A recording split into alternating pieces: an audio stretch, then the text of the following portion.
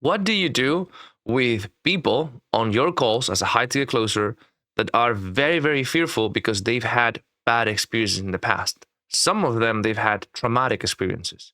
Like, what do you do? Do you let them be? Do you like book another call? Like, is that truly beneficial to them? What are the exact steps that you do with these people that they really want to trust again? They really want to work with you, are willing to bet again on themselves, but this burden from the past, this trauma or this bad past experience is really, really weighing on them. This video is all about that. So let's get into it. I've got a couple people who are, they said they're committed, they're in. One got approved for all the financing, she's moving forward. The other one said she believes completely in the process, what I offer, and she's in. She's overwhelmed in a situation that she recently had a stroke, and it literally is difficult for her to talk. So to be on calls, it's hard. It's easier for her to DM, and that is true. She has a hard time talking. I've been able to isolate that she wants to move forward, but she's in a lot of fear. She's afraid. And one of the things that I've done is I've got someone who I've gone through the program with who's had a stroke and had good results. So I'm going to get a video testimonial for that together. She's excited about that. She's still in, but she basically said, please be patient with me. Give me time to process this.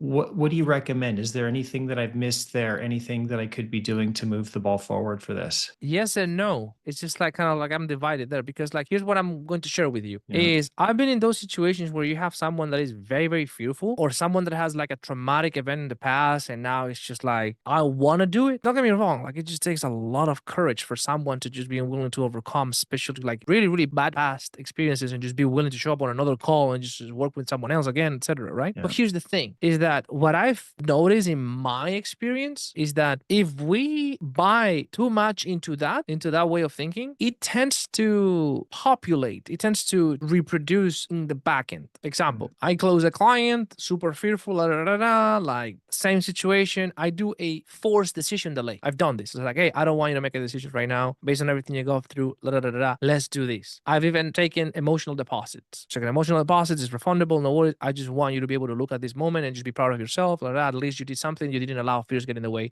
She does it. Then the next time we hop on a call and she's like super fearful, like it's the same thing. And she's like, she cannot move forward. And she asked me, please be patient with me. Give me another week. Okay. Still have the deposit. Well, what I've seen is like a percentage of people in my experience disappear. They just disappear. They just never claim the deposit. Like the fear's like too big. Like now they're ashamed. Now they don't even want to talk to you because they just committed to all of these things, etc. They just disappear. But then the ones that actually come and follow through, what I've seen then in the back end, very hard for them to get results because they're going to exhibit the same behavior because we allowed that behavior once for them to come in. We tolerated that behavior. So what happens is they join and then they book the onboarding call, for example, and then they just don't come to the onboarding call. And they just give you, oh, I'm going through this situation. It's very hard. Please be patient with me. Okay, we're going to be patient with you. 2 more weeks. They book the onboarding call. They show up on the call. We build a plan. Do you know what you need to do? Are you ready to execute? Are you going to reach out? Yes. And then they just take 2 weeks go by. You don't know anything about the client. You reach out to them. It's like, oh, this.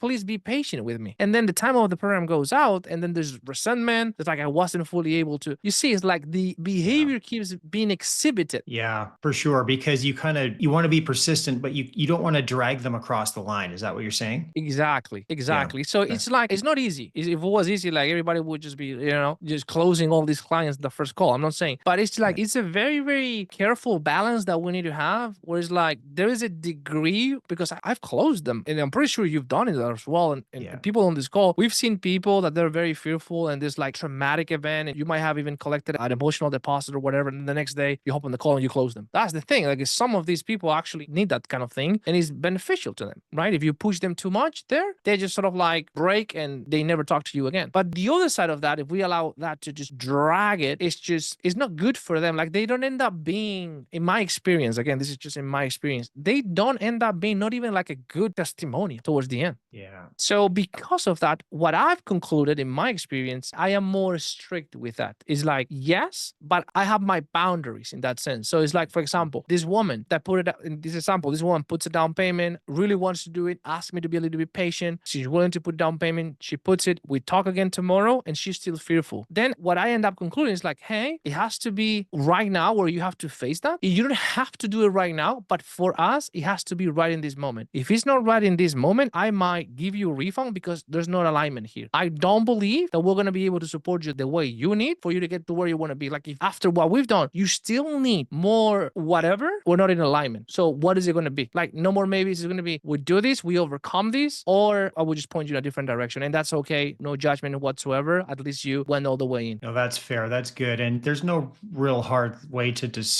every situation is different, but I think, yeah, thank you for that. That's helpful. Cause I think that And you don't want to drag someone in and then they ask for a refund or they're not yeah. actually going to be a good client. And also the good thing about that is that you do that on the call. If you close them, you really, really change their life, because when they try to exhibit that behavior inside of the program, say, hey, remember what we did? That's all we're willing to just be, lenient with you, because we know more than that is going to be detrimental for you. Yeah. And you're just really going to change their life, because like you're holding these standards. And actually, when you do that, here's what happens. It's like they take more action. They're more committed because they have higher standards. They get more results. And then they want to stay longer because they know if they go on their own, they're going to lose this environment that really, really uphold these standards. And then they're going to have to rely on their weak standards and everything's going to go downhill. So that's my take. But as you know, there's no like a right or wrong answer in this case, because it's like it's very specific. Yeah, no, thanks for that, Paulo. That's helpful. Appreciate that. All right, that's it for this video. If you like it, smash the like button. It really helps the channel and also tells me that, hey, maybe I should do more of these videos. Number 2, share your biggest takeaway down in the comments below. Just one biggest takeaway that we'd love to know. I read all the comments.